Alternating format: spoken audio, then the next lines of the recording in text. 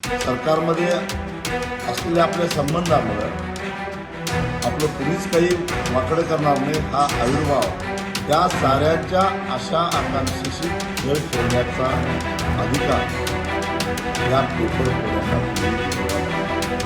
गेल्या 5 दिवसामध्ये 4 विद्यार्थ्यांनी आत्महत्या केली.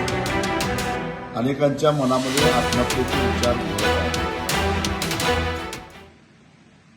गेले 4-5 दिवस झाला मी कोकण त्याचबरोबर कोल्हापूर, सांगली, सातारा, सोलापूर या जिल्ह्यामध्ये चळवळीच्या निमित्तानं फिरतोय.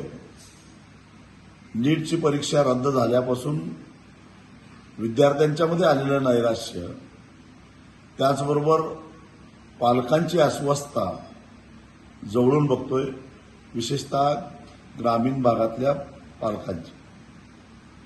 अनेक विद्यार्थ्यांना आत्मविश्वास होता की या परीक्षेत मला 715 मार्क मिळतील, 720 मार्क मिळतील. आता पुन्हा नवीन पेपर, नवीन परीक्षा, पुढं काय होईल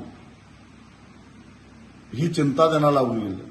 कुणी जमिनी विकलेल्या आहेत, कुणी घरं गहाण ठेवलेली आहेत, कुणी कर्ज काढलेलं आहे परीक्षेची तयारी करण्यासाठी. त्या साऱ्यांच्या आशा आकांक्षेशी खेळ खेळण्याचा अधिकार या पेपर फोड्यांना कुणीही दिलेला नव्हता. गेल्या 5 दिवसामध्ये 4 विद्यार्थ्यांनी आत्महत्या केली आहे. अनेकांच्या मनामध्ये आत्महत्येचे विचार घोळत आहेत. हे सारे कोण आहेत?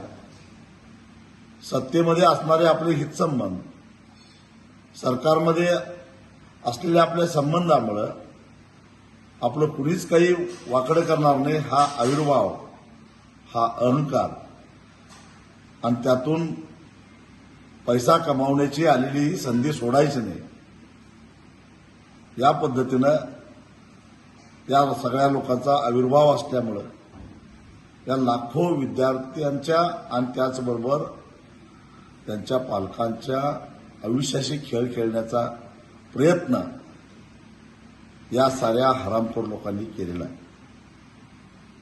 त्यामुळं केवळ भ्रष्टाचाराचा आरोप करून ह्यांना आत टाकून चालणार नाही, तर 4 विद्यार्थ्यांच्या मृत्यूस जबाबदार धरून त्यांच्यावर सदोष मनुष्यवधाचा गुन्हा दाखल झाला पाहिजे.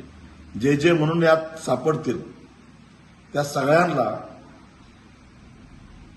आत्महत्या केलेल्या विद्यार्थ्यांच्या मृत्यूस जबाबदार धरून त्यांच्यावर सदोष मनुष्यवधाचा गुन्हा तर दाखल झाला पाहिजेच, पण पालकांच्या आणि विद्यार्थ्यांचा मानसिक छळ केल्याचे गुन्हे सुद्धा दाखल झाले पाहिजे.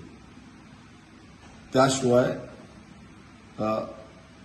अशा प्रवृत्त्या ठेचल्या जाणार नाहीत. आणि सातत्यानं पेपर फुटतायत आणि पेपर फोडीमध्ये असणारी माणसं ही सत्तेच्याच आजूबाजूला घोटाळताना दिसतात. हे रहस्य काय? याही प्रश्नाचं उत्तर आम्हाला मिळालं पाहिजे. बुलडोझर चालवायची भाषा करताय ना, चालवा ना या आरोपींच्या घरावर बुलडोझर. हा एवढी हिंमत? कारण हे सारे तुमच्या आस्थनीतले निकारी आहेत आणि हे आस्थनीतले निकारीच तुम्हाला एक दिवस घरात बसवणार आहेत, हे लक्षात ठेवा.